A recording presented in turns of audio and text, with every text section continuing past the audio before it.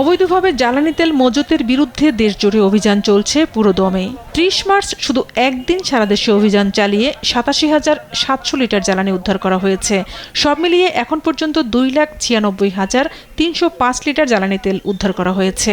আমাদের মোট অভিযান ৩,৫৫৯, মামলার সংখ্যা হয়েছে ১২৪৪, সর্বমোট অর্থদণ্ড হয়েছে ৮৪,৫১,০০০, কারাদণ্ড দেয়া হয়েছে ১৯ জনকে।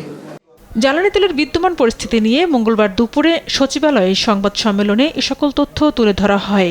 জ্বালানি ও খনিজ সম্পদ বিভাগ আয়োজিত সংবাদ সম্মেলনে দেশে জ্বালানি তেলের বর্তমান মজুদ পরিস্থিতিও তুলে ধরা হয়।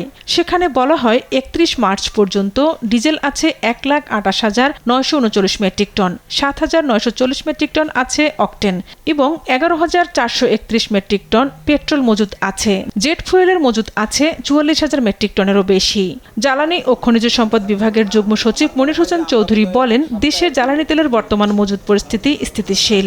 তিনি জানান, বর্তমানে ডিজেল, অকটেন, পেট্রোলের যে মজুদ রয়েছে তাতে সংকটের কোনো কারণ নেই। মার্চ মাসেও আপনাদেরকে আশ্বস্ত করেছি যে আমাদের কোনো সংকট নেই। এপ্রিলের একদিন আগে দাঁড়িয়েও আমি বলছি আপনাকে ইনশাল্লাহ কোনো অসুবিধা নেই।